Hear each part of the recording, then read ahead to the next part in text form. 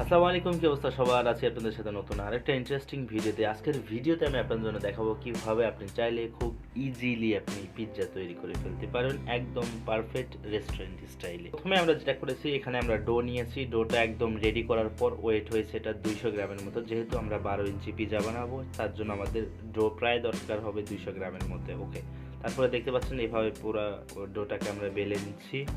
আর আপনি চাইলে হাতের সাহায্যও করতে পারেন। হাতের সাহায্যে করলে হয় কি, একটা সাইড মোটা বা একটা সাইড পাতলা হয়ে যায়। সেক্ষেত্রে বেলনা দিয়ে করলে এটা পারফেক্ট। তারপরে আপনাকে যেটা করতে হবে, একদম পারফেক্টভাবে আপনাকে পিৎজার ডাইস বা ট্রের উপরে আপনাকে যে ব্রেডটা আপনি বেলেছেন সেই ব্রেডটা আপনাকে পারফেক্টভাবে এটাকে ফিটিং করতে হবে। করার পর আপনাকে একদম সস দিয়ে দিতে হবে। এই সসটা হচ্ছে টমেটো পিউরি।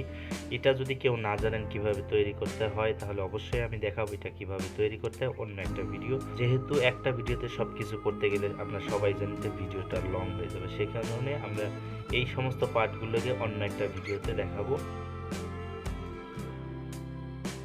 তো আজকে আমরা চিকেন পিৎজা বানাবো, তার জন্য আমরা চিকেনটাকে ছোট করে কেটে নেব। এটা আমরা আগে থেকে চিকেনটাকে গ্রিল করেছি, জাস্ট এখন ছোট করে কেটে নিচ্ছি।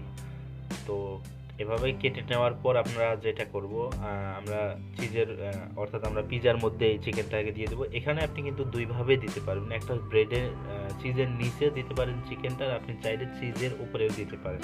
আজকে আমি আপনাদের দেখাবো বা আমি করতেছি সেটা হলো চিজের নিচে দিয়ে। ওকে, চিকেনটা দেওয়া শেষ। তারপরে আমরা যেটা করতেছি সেটা হলো, এখন আমরা চিজটা উপরে দিয়ে দিচ্ছি। সমানভাবে দিতে হবে। যদি আপনি চিজটা এক জায়গায় বেশি এক জায়গায় কম করেন, তাহলে পিৎজাটা বেক হওয়ার পর উঁচু বা নিচু দেখা যাবে। সে কারণে আমাদের যেটা করতে হবে, একদম পারফেক্টলি সমানভাবে চিজটাকে ছড়িয়ে দিতে হবে। দেখতে পাচ্ছেন আমি যেভাবে ছড়িয়ে দিচ্ছি, আপনারা চাইলে এভাবেই ছড়িয়ে দিতে পারেন। আর তারপর আমরা যেটা করতেছি, টপিংস হিসাবে আমরা ব্যবহার করতেছি প্রথমে ক্যাপসিকামগুলো দিয়ে দিচ্ছি। আরেকটা জিনিস বলতেছি, প্রত্যেকটা স্লাইসে একটা করে ক্যাপসিকাম থাকবে, আর মাঝখানে দুইটা আমরা ক্যাপসিকাম দিয়ে দিচ্ছি। মাঝখানে ছোট্ট পিৎজা যদি বানান সেক্ষেত্রে লাগে না, তারপরেও আমরা যেহেতু 12 ইঞ্চি বানিয়েছি সেক্ষেত্রে আমাদের দিতে হবে। ওকে, তারপর আমরা দিচ্ছি মাশরুম প্রত্যেকটা স্লাইসে 2 পিস করে দিব, কেননা আমাদের কস্টিং বা একটা কোয়ালিটির ব্যাপার স্যাপার আছে, সেই কারণে আমরা একদম প্রত্যেকটা স্লাইসে যেন 2 পিস করে পড়ে সেই দিকটা খেয়াল করে আমরা মাশরুমটা দিয়ে দিচ্ছি। তারপরে দিয়ে দিচ্ছি আপনার সসেসটা হচ্ছে প্রত্যেকটা স্লাইসে একটা করে থাকবে, আর মাঝখানে 2টা দিয়ে দিচ্ছি। তারপরে দেবো ব্ল্যাক অলিভ দেবো আমরা প্রত্যেকটা স্লাইসে 2টা করে। তাহলে আমরা দিয়ে দিচ্ছি প্রত্যেকটা স্লাইসে 2টা করে, আর মাঝখানে দিয়ে দিচ্ছি 3টা।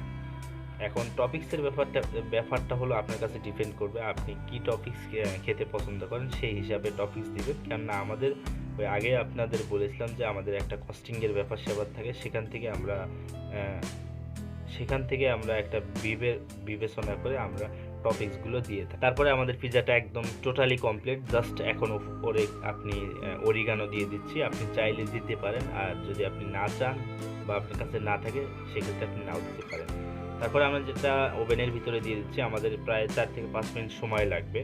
আরেকটা জিনিস বলে দিচ্ছি, আমাদের এগুলো কমার্শিয়াল ওভেন, সেক্ষেত্রে আমাদের টাইমটা একদম কম লাগবে। আর আপনাদের যদি বাসাবাড়ি ইলেকট্রিক ওভেন হয় সেক্ষেত্রে আপনাদের টাইমটা একটু বেশি লাগতে পারে। ওকে, আমরা হিট রেখেছি একদম 300, নিচে 300 দিয়ে জাস্ট আমাদের 4-5 মিনিট বেক করার পর আমাদের দেখতে পাচ্ছেন পিৎজাটা একদম পারফেক্টলি হয়ে গেছে। কীরকম ক্রিস্পি খাবেন বা আপনার চিজটা কেমন ভালো লাগে কীরকম খেতে, সেই হিসাবে আপনার চিজটাকে বেক করে নেবেন। তারপরে দেখতে পাচ্ছেন আমাদের পিৎজাটা এখন টোটালি কমপ্লিট।